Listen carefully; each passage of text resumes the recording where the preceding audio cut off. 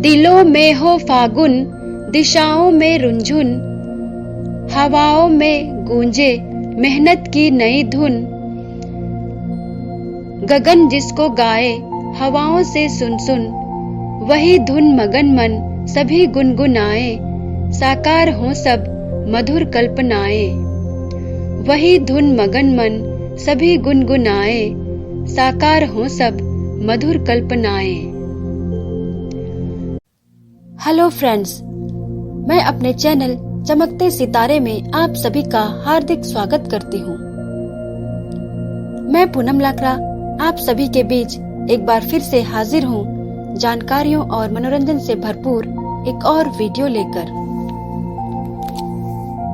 हम हर सप्ताह एक ऐसे ख्याति प्राप्त व्यक्ति की चर्चा करते हैं जो चुनौतियों से डरते नहीं, लेकिन अपनी प्रबल इच्छा शक्ति एवं आत्मविश्वास के दम पर कुछ अलग ही कर गुजरते हैं और समाज के लिए आदर्श बन जाते हैं।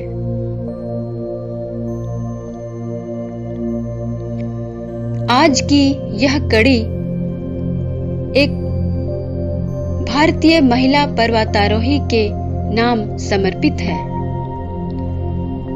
जिन्होंने अपने पैशन और सपनों के आगे दिव्यांगता को कभी आड़े नहीं आने दिया और उन्होंने यह भी प्रूफ कर दिखाया कि अगर मन में कुछ करने का जज्बा हो तो मुश्किलें खुद ब खुद आपके कदमों में झुक जाती हैं। अब तो आपको अंदाजा हो ही गया होगा कि मैं किसके विषय में बात कर रही हूँ। सही पहचाना आपने। आज की हमारी स्टार हैं पर्वत की बेटी कही जाने वाली मिसेस अरुणिमा सिन्हा। तो चलिए जानते हैं कि उन्होंने किन किन बाधाओं को पार करके सफलता की दास्तान लिखी है।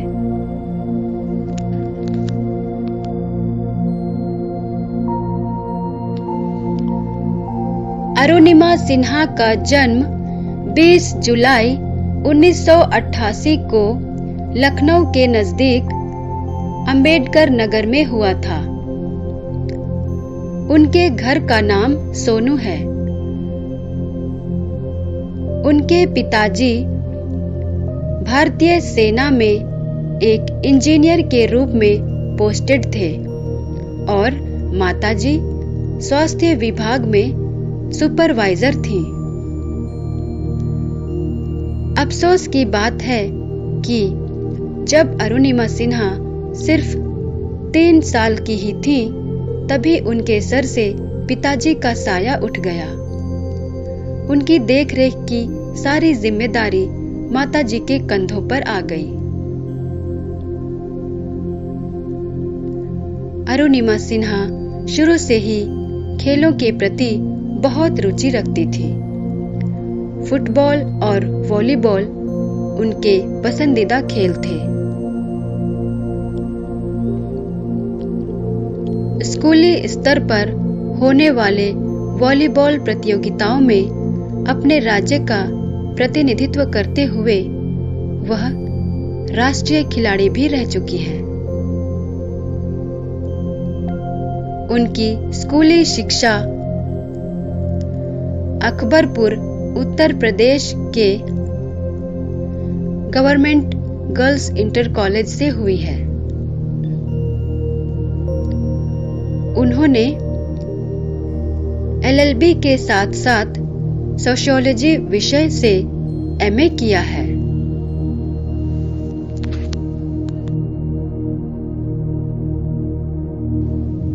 इन सब के अलावा अरुणिमा सिन्हा को फ्री समय में म्यूजिक सुनना, तरह तरह की किताबें पढ़ना तथा ट्रैकिंग करना बहुत पसंद है।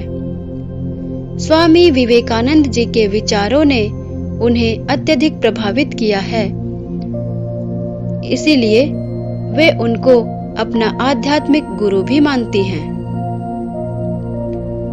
अपने परिवार की आर्थिक स्थिति को और बेहतर करने के लिए उन्होंने पढ़ाई के साथ साथ नौकरी करने का मन बना लिया था और कई विभागों में नौकरी के लिए आवेदन भी कर दिया था। सब कुछ बड़े आराम से चल रहा था, परंतु एक दर्दनाक ट्रेन दुर्घटना ने उनकी जिंदगी को तहस नहस कर दिया।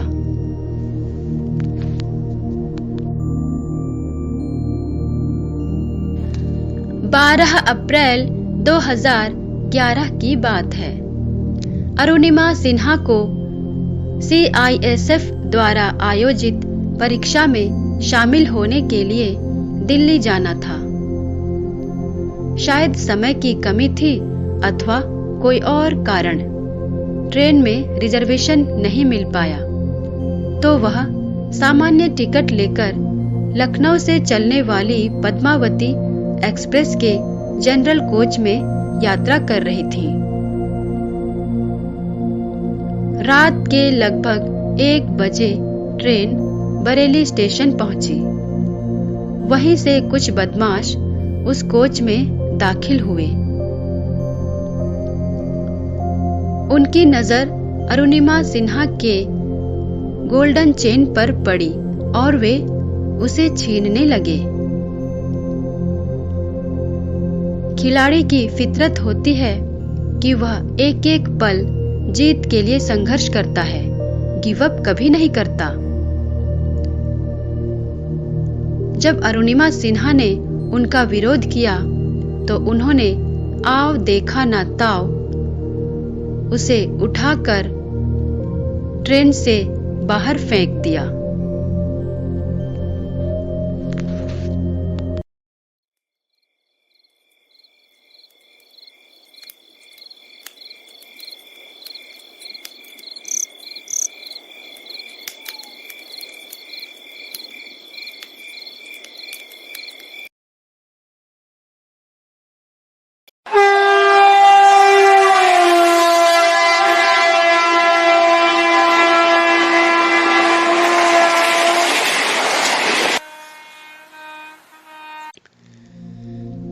दुर्भाग्यवश उसी समय सामने वाली पटरी पर एक और ट्रेन आ रही थी, जिससे टकराकर वह नीचे गिर पड़ी। उन्होंने उठकर खड़े होने की पुरजोर कोशिश की, परंतु सफलता नहीं मिल पाई। ट्रेन उनके पैरों से होकर गुजर गई। उनका पैर कट गया। पूरी रात वह अपनी जिंदगी और मौत से लड़ती रही, मदद के लिए पुकारती रही। मगर विडंबना देखिए, इतनी भीड़ भाड़ वाली जगह में भी किसी का ध्यान उनकी तरफ नहीं गया। वह करे तो क्या करे, बेबस नजरों से आती जाती ट्रेन्स को निहारती रही। इतनी दर्दनाक घटना कि सोच कर भी रोंगटे खड़े हो जाते हैं। वह बताती हैं कि बहुत सारे चूहे उनके पैरों को कुतर रहे थे और वह कुछ नहीं कर पा रही थी। कहते हैं, जाको राखे साइयां मार सके ना कोई।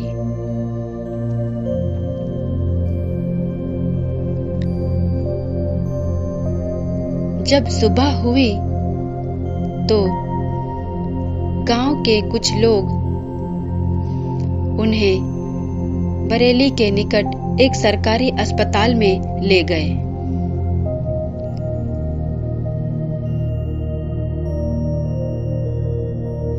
उनकी नाजुक हालत को देखकर डॉक्टर भी असमंजस में पड़ गए थे। कुछ देर के ऑब्जर्वेशन के बाद वे आपस में बातें करने लगे। काफी खून बह चुका है, शरीर को इन्फेक्शन से बचाने के लिए हमें तुरंत पैर को काटना होगा, लेकिन हमारे पास इस समय एनेस्थीसिया उपलब्ध नहीं है। इलाज शुरू कैसे करें? मरता क्या नहीं करता। जब अरुणिमा सिन्हा के कानों में यह बात पहुंची तो उन्होंने फटाफट रिएक्ट किया।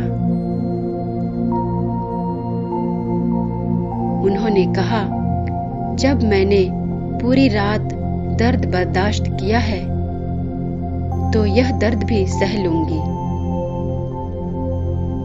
आप मेरे पैर को बिना एनेस्थीसिया ही अलग कर दीजिए। यह सुनकर डॉक्टर्स स्तब्ध रह गए।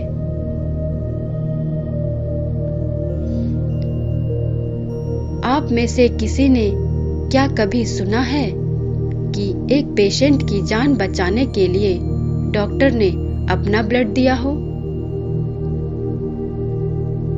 मैंने तो अभी तक ऐसा कभी नहीं सुना। मुझे रामधारी सिंह दिनकर द्वारा लिखित एक कविता याद आ रही है जो अरुणिमा के मनोदशा पर फिट बैठती है। वे लिखते हैं, सच है विपत्ति जब आती है कायर को ही दहलाती है। सूरमा नहीं विचलित होते हैं, क्षण एक न धीरज खोते हैं। विघ्नों को गले लगाते हैं, कांटों में भी राह बनाते हैं। मुंह से कभी न उफ कहते हैं, जो आ पड़ता है सब सहते हैं।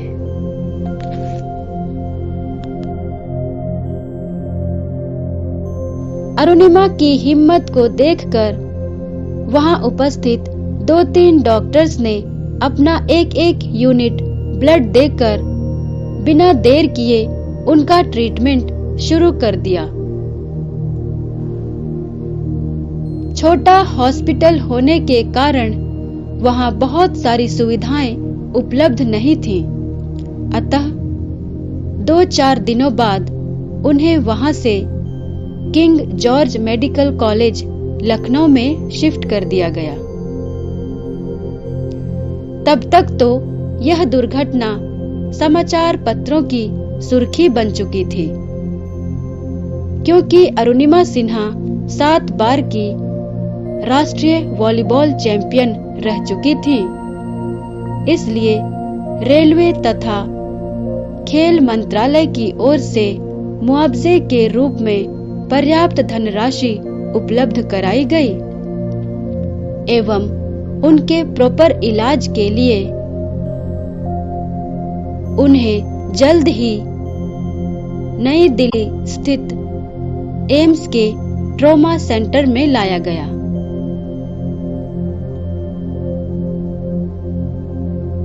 उनकी यह दशा उनके परिवार वालों से देखी नहीं जाती थी। वे उनसे छुप छुप कर रोते थे। उन्हें लगने लगा था कि अब तो अरुणिमा दिव्यांग हो चुकी हैं। बाकी की जिंदगी उन्हें व्हीलचेयर अथवा बैसाखी के सहारे जीनी पड़ेगी,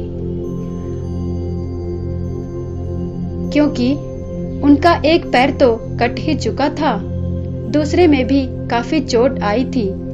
यहाँ तक कि स्पाइन में 2-3 फ्रैक्चर भी हो चुके थे। लेकिन अरुणिमा का बुलंद इरादा देखिए। उन्होंने कैसे अपनी सबसे बड़ी कमजोरी को अपने जीने का हथियार बना लिया।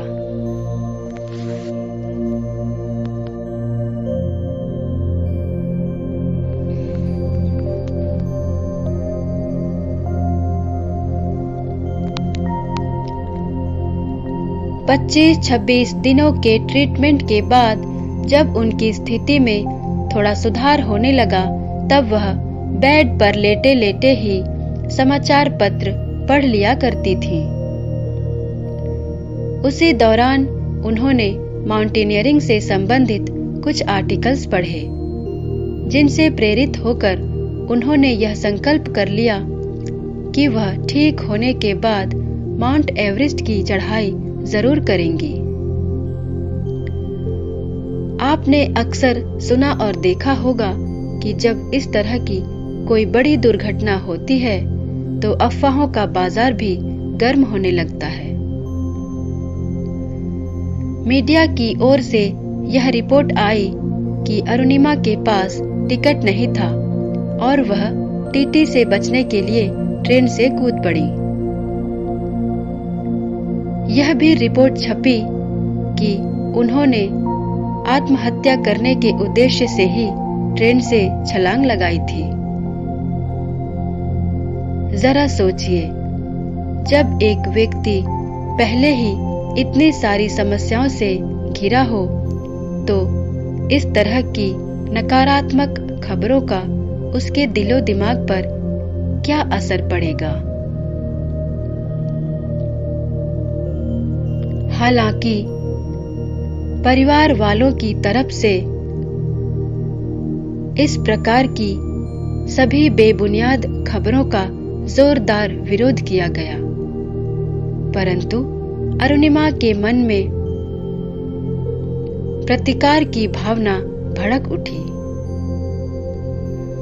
उन्होंने मन ही मन ठान लिया था कि वह ऐसा कुछ कर दिखाएंगी जिससे उनके खिलाफ बोलने वालों का मुंह हमेशा हमेशा के लिए बंद हो जाएगा।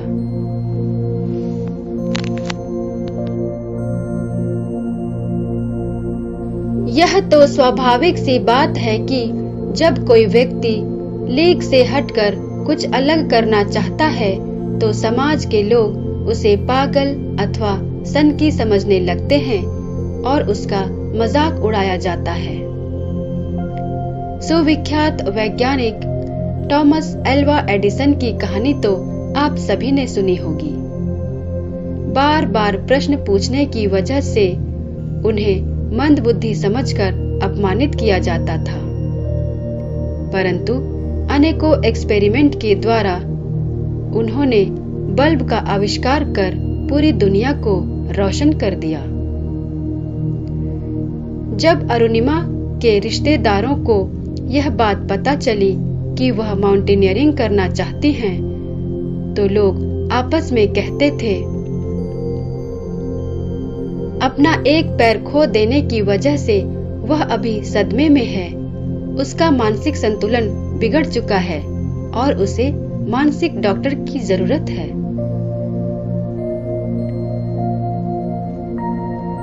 उनकी माँ, जिन्होंने अपनी जिंदगी में स्वयं भी बहुत संघर्ष किया था, बैकबोन बनकर हमेशा उनके साथ खड़ी रहती थी।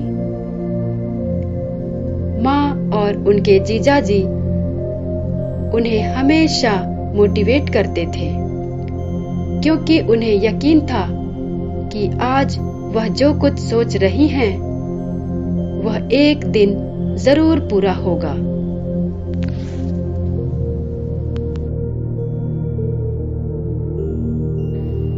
इसी सिलसिले में अपने बचपन का एक छोटा सा इंसिडेंट मैं आप सभी के साथ शेयर करना चाहती हूँ। बात दरअसल उन दिनों की है जब रांची से लगभग 1500 किलोमीटर दूर देहरादून के एक स्कूल में मेरा एडमिशन हुआ था।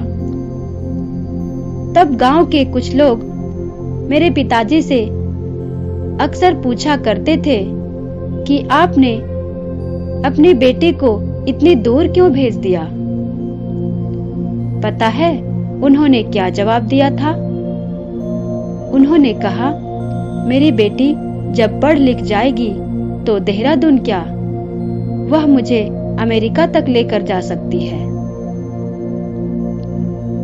यद्यपि आज पिताजी मेरे साथ नहीं हैं, मगर मुझे इस बात की खुशी है कि उन्होंने मुझे इस काबिल बना दिया कि मैं अमेरिका तो नहीं, फिलहाल थाईलैंड की सैर जरूर कर आई हूँ।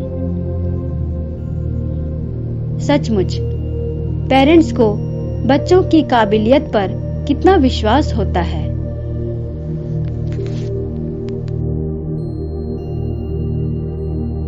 दिल्ली स्थित एक प्राइवेट कंपनी के सहयोग से उनको एक प्रोस्थेटिक लेग अर्थात कृत्रिम पैर लगाया गया था, जिसके सहारे धीरे धीरे उनकी जिंदगी पटरी पर लौटने लगी थी। लगभग 4 महीने के बाद उन्हें एम्स से छुट्टी मिल गई। डॉक्टर्स ने उन्हें कुछ समय घर पर रहकर आराम करने की सलाह दी थी, परंतु उनका जुनून देखिए। वह अपने सपने को साकार रूप देने के लिए इतनी उतावली हो रही थी कि जिस दिन उन्हें हॉस्पिटल से डिस्चार्ज किया गया, उसी दिन उन्होंने पहली भारतीय एवरेस्ट विजेता वछेंद्री पाल से संपर्क किया और निकल पड़ी अपनी मंजिल की तलाश में।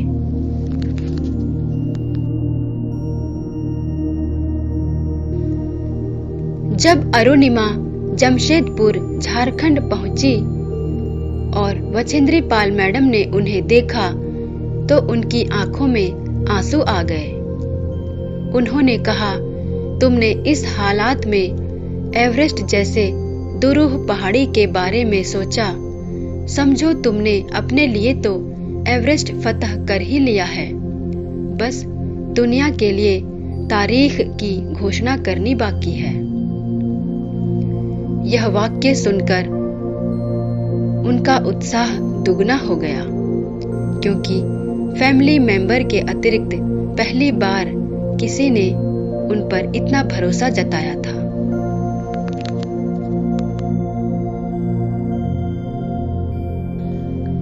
मैडम से हरी झंडी मिलने के बाद उनके मार्गदर्शन में उन्होंने Nehru institute of mountaineering Uttarkashi से बेसिक माउंटेनियरिंग की ट्रेनिंग शुरू कर दी। वहां भी लोग उन्हें हैरत की नजरों से देखते थे, क्योंकि वह पहली महिला थी जिन्होंने कृत्रिम पैर के बल पर एवरेस्ट लांघने के विषय में सोचा था। यह ट्रेनिंग इतनी कठिनाइयों से भरी होती है कि अच्छे अच्छों की हिम्मत जवाब दे जाती है। कितने ही लोग तो बीच में ही ट्रेनिंग छोड़कर चले जाते हैं। शुरुआती दिनों में निर्धारित लक्ष्य तक पहुंचने में उन्हें अपने साथियों से कई गुना ज्यादा समय लग जाता था, परंतु उनका जोश कभी कम नहीं हुआ। यह दोहा तो आपने बहुत बार पढ़ा होगा,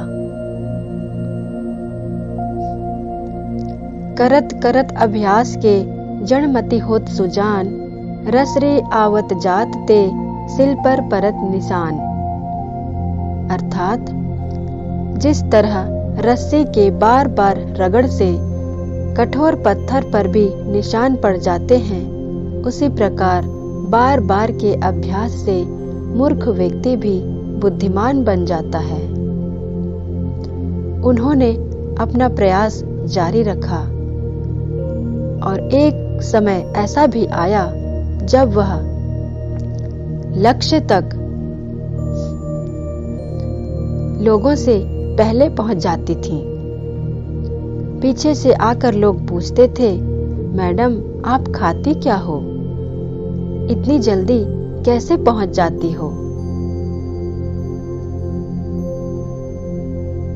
उस समय उनको कितनी खुशी होती होगी, यह तो वही समझ सकती हैं।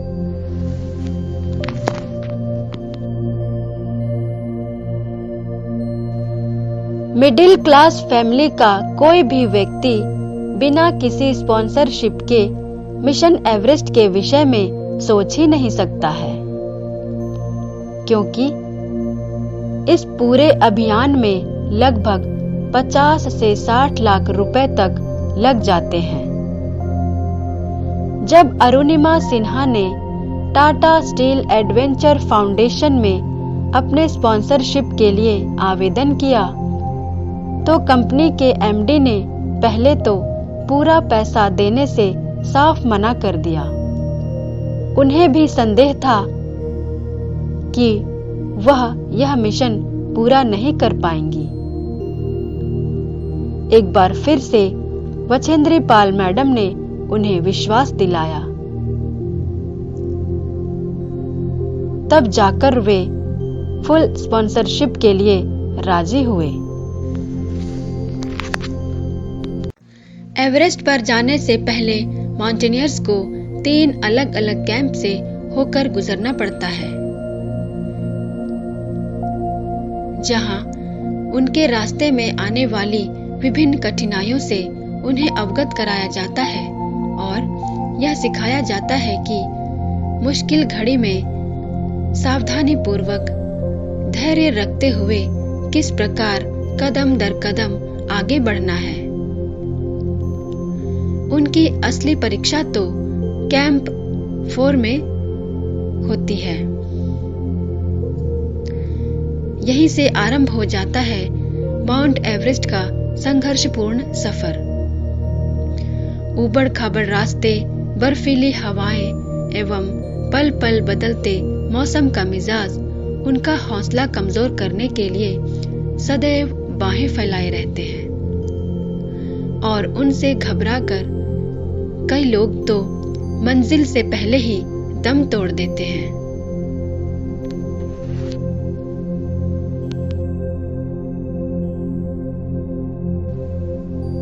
शायद आप लोगों को इस बात की जानकारी होगी कि कुछ माउंटेनियर्स तो डायरेक्टली एवरेस्ट की चढ़ाई कर लेते हैं, परंतु कुछ लोग विपरीत मौसम के अनुसार अपने को अभ्यस्त करने के लिए कम ऊंचाई वाले 1-2 शिखरों को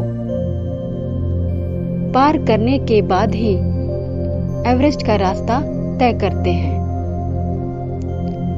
अरुणिमा सिन्हा ने भी लंबा रास्ता अपनाते हुए पहले आइलैंड पीक को समिट किया, फिर निकल पड़ी एवरेस्ट की राह पर।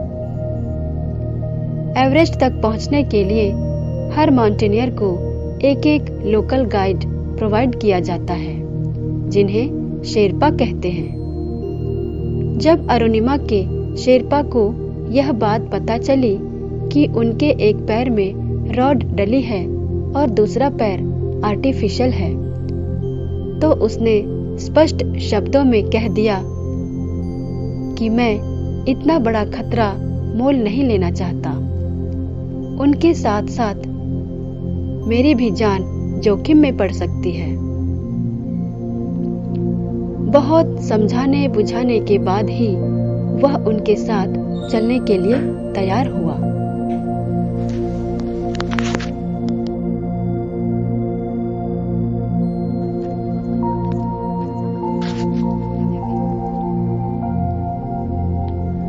अरुणिमा ने अथक परिश्रम से सभी चुनौतियों को मात देकर अपनी ट्रेनिंग सफलतापूर्वक पूरी कर ली तथा 31 मार्च 2013 को उनका मिशन एवरेस्ट शुरू हो गया। वह बताती हैं कि जैसे जैसे हम ऊपर की तरफ बढ़ रहे थे, पूरे रास्ते पर नीले एवं हरे रंग की बर्फ की चादर बिछी हुई थी, जो देखने में तो अत्यधिक सुंदर लग रही थी, परंतु उन पर चलना उतना ही मुश्किल था। यदि हल्का सा भी किसी का पैर फिसल जाए तो वह सीधे नीचे ही गिरेगा। हम जितना ही आगे बढ़ने की कोशिश करते, तेज सर्द हवा हमें पीछे धकेल देती थी।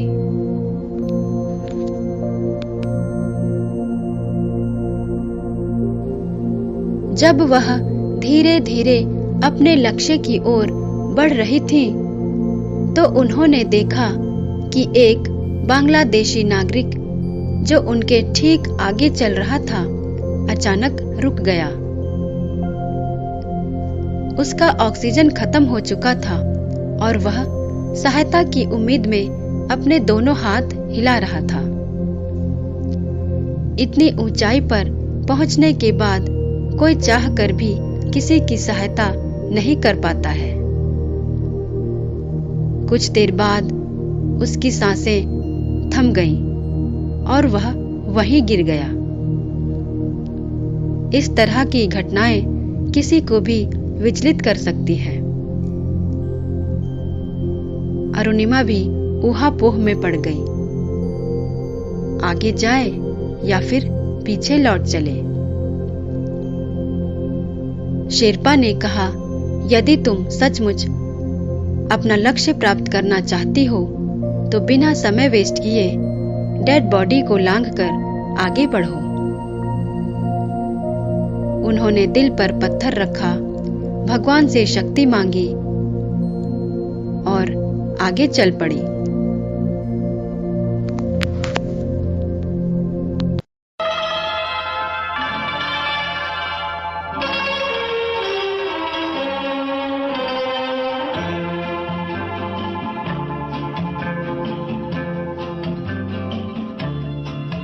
रुक जाना नहीं तू कहीं हार के,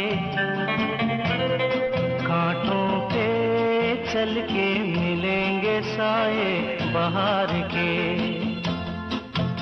रुक जाना नहीं तू कहीं हार के, कांटों पे चल के मिलेंगे साए बहार के। ओ राही ओ राही ओ राही ओ राही।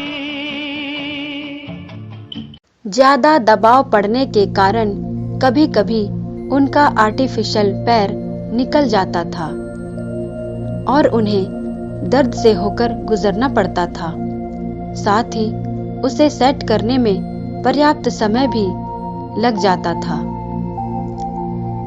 इस लंबे और थका देने वाले सफर के दौरान उन्हें बहुत बार ऐसा महसूस हुआ कि अब वह और आगे नहीं जा सकती है। तब उन्हें स्वामी विवेकानंद जी के इन विचारों ने प्रेरित किया, उठो, जागो और तब तक मत रुको जब तक लक्ष्य की प्राप्ति ना हो जाए। फिर वह अतिरिक्त उत्साह के साथ आगे बढ़ने लगती थी।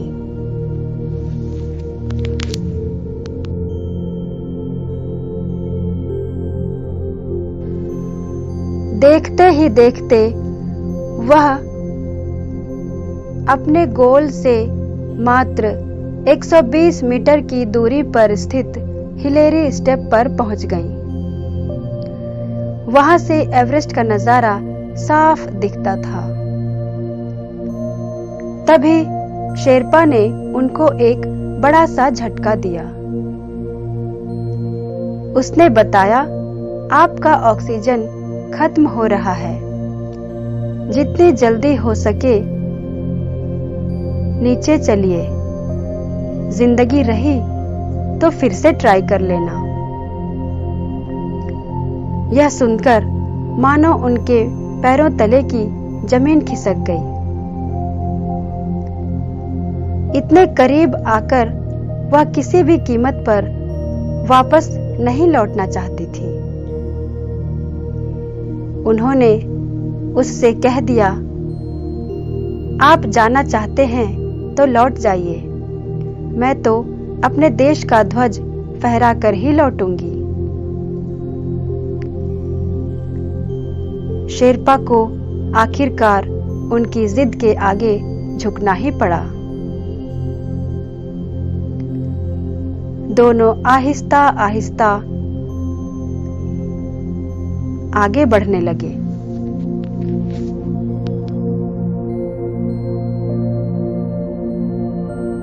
अंततः 52 दिनों की लंबी एवं कठिन यात्रा के बाद अरुणिमा सिन्हा के आत्मविश्वास तथा दृढ़ संकल्प की जीत हुई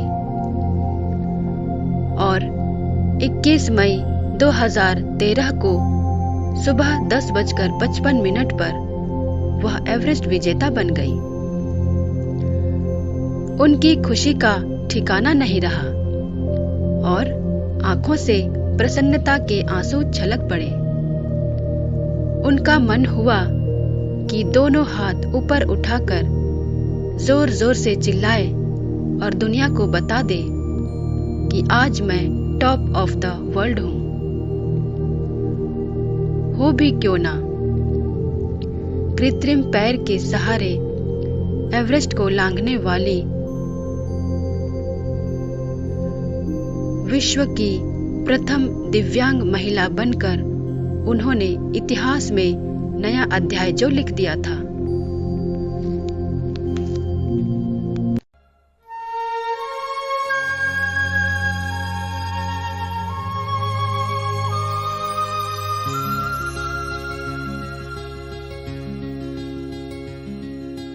हर घड़ी बदल रही है रूप जिंदगी, छाँव है कभी कभी है धूप जिंदगी। हर पल यहाँ जी भर जियो, जो है समा कल हो न हो। हर घड़ी बदल रही है रूप जिंदगी, छाँव है कभी कभी है धूप जिंदगी। हर पल यहाँ जी भर जियो, जो है समा कल हो न हो। सबसे पहले अरुणिमा ने कपड़े के एक टुकड़े पर भगवान को शुक्रिया लिखा और उसे बर्फ में दबा दिया। फिर तिरंगा फहराया और कुछ तस्वीरें खिंचवाईं। शेरपा उन्हें बार बार आगाह कर रहा था कि समय बहुत कम है, किसी भी क्षण उनका ऑक्सीजन खत्म हो सकता है। मगर वह तो खुशी के इन पलों को खुलकर जी लेना चाहती थी। उन्हें केवल तस्वीरों से संतुष्टि नहीं हुई और उन्होंने उसे वीडियो बनाने के लिए कहा। जब वीडियो बन गई तब वे दोनों तेजी से नीचे उतरने लगे। कुछ कदम चलने के बाद ही अरुणिमा के पैर रुक गए। गाइड को समझ में नहीं आ रहा था कि वह क्या करे, उनको छोड़कर आगे चला जाए या फिर रुककर किसी का इंतजार करे। 11 बजे के बाद तो वहां का मौसम खराब होने लगता है। इस समय कौन उनकी मदद करेगा?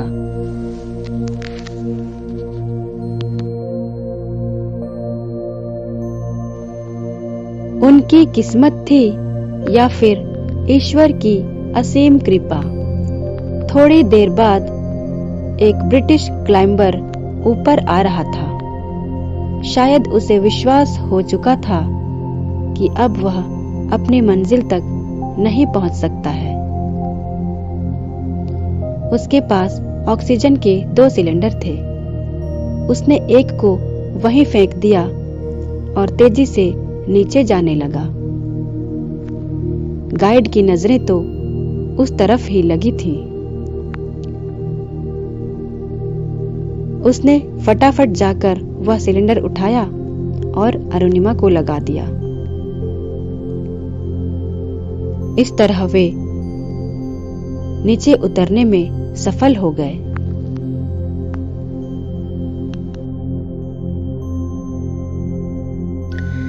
जब वह नीचे पहुंची तो उनके ग्रुप के सभी सदस्य उन्हें आश्चर्यचकित होकर देखने लगे। किसी को यकीन ही नहीं हो पा रहा था कि वह सुरक्षित वापस आ चुकी है। परिवार में तो खुशी की लहर दौड़ गई और देश भर से बधाई संदेशों की झड़ी लग गई। उनका कारवां यही नहीं थमा। माउंट एवरेस्ट की सफलता से उत्साहित होकर उन्होंने निश्चय कर लिया कि वह 7 महाद्वीप के सभी उच्चतम शिखरों पर विजय प्राप्त करेंगी। और आपको यह जानकर हैरानी होगी कि उन्होंने 6 सालों के अंदर अंदर Mount Kilimanjaro Africa, Mount Elbrus Europe, Mount Kosciuszko Australia तथा माउंट विंसेंट अंटार्कटिका इत्यादि सभी उच्चतम शिखरों पर देश का परचम लहराया और ऐसा करने वाली वह विश्व की एकमात्र दिव्यांग महिला बन गई।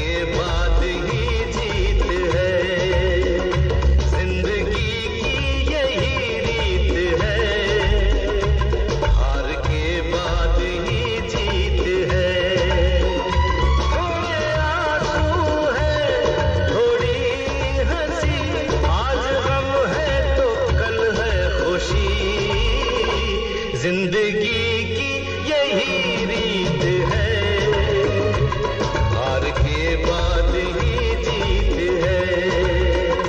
थोड़े आंसू है, थोड़ी हंसी, आज गम है तो कल है खुशी। जिंदगी की यही रीत है, हार के बाद ही जीत है।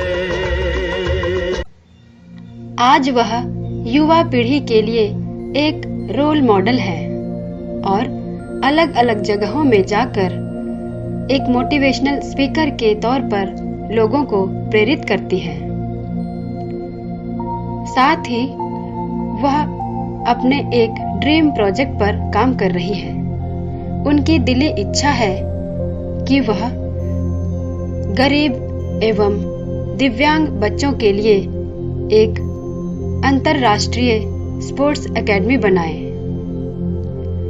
जहां उन बच्चों को आवश्यक सुविधाओं के साथ साथ बेहतर अवसर उपलब्ध कराया जा सके।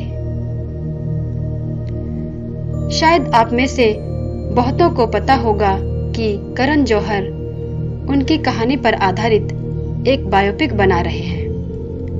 पहले खबर आई थी कि आलिया भट्ट उसमें अरुणिमा की भूमिका निभाएंगी, पर कुछ समय पहले उन्होंने अपना नाम वापस ले लिया है। अब देखते हैं कि यह भूमिका अब किसे मिलती है।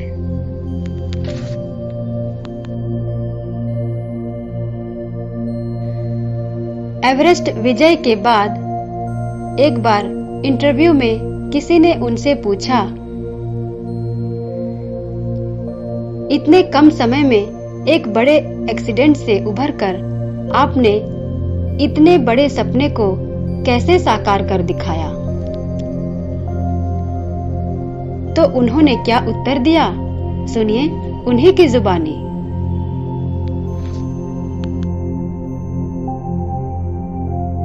एक्चुअली बिना रिस्क के कुछ नहीं होता है। जब तक हम अपने लाइफ में किसी भी चीज के लिए रिस्क नहीं लेंगे तो इतने आसानी से कुछ नहीं मिलता। उसके लिए अगर नो पेन नो गेन, अगर अपने दर्द बर्दाश्त करने की क्षमता नहीं है तो आप कुछ भी नहीं पा सकते। जीवन में एक नए लक्ष्य तैयार करिए और उस गोल पर इतना फोकस करिए कि ऊपर वाला भी देने पे मजबूर हो जाए। बस और कुछ नहीं, एक्स्ट्रा कुछ भी नहीं। अभी तो इस बाज की असली उड़ान बाकी है, अभी तो इस बाज की असली उड़ान बाकी है, अभी तो इस परिंदे का इम्तिहान बाकी है। अभी अभी मैंने लांघा है समुद्रों को, अभी तो पूरा आसमान बाकी है।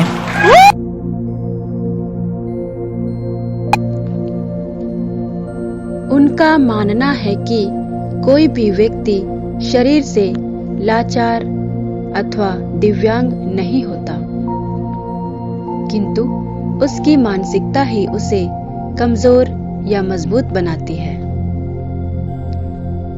हम स्वयं अपना मोटिवेटर होते हैं।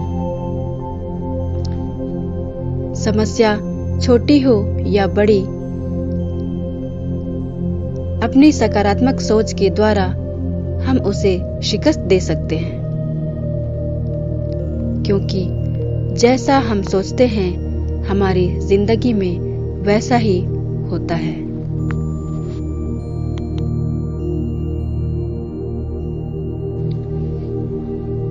श्रोताओं, क्या आपको पता है कि अरुणिमा सिन्हा द्वारा लिखी गई किताब Born Again on the Mountain दिसंबर 2014 में प्रधानमंत्री श्री नरेंद्र मोदी द्वारा रिलीज हुई थी।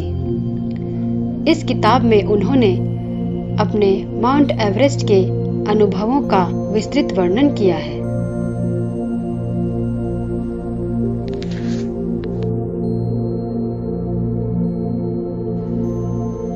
अभी तक अरुणिमा सिन्हा को उनकी उपलब्धि के लिए सरकारी एवं गैर सरकारी संस्थाओं के द्वारा बहुत सारे पुरस्कार मिल चुके हैं,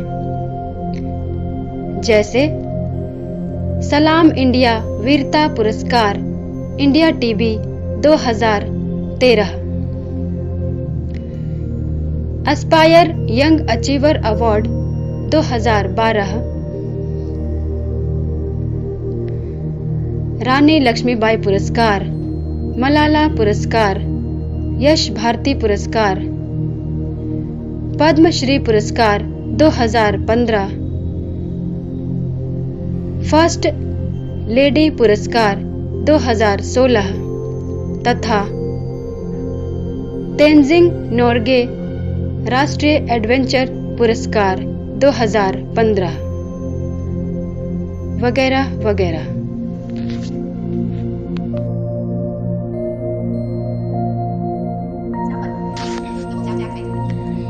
इतनी छोटी उम्र और इतने ढेरों पुरस्कार, यह सब सिर्फ और सिर्फ उनके अदम्य साहस, सकारात्मक सोच तथा जबरदस्त आत्मविश्वास से संभव हो पाया।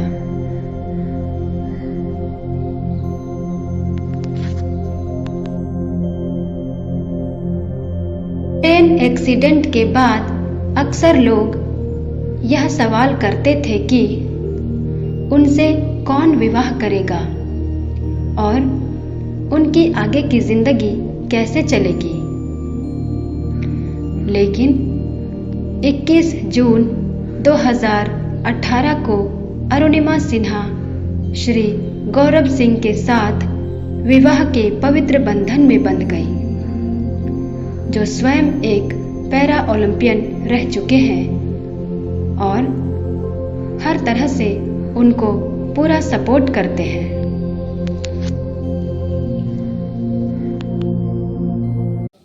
मुझे उम्मीद है आप सभी को यह वीडियो जरूर पसंद आया होगा। अगले सप्ताह इसी दिन मैं आपसे फिर मिलूंगी एक और नए वीडियो के साथ। तब तक हंसते रहिए, मुस्कुराते रहिए।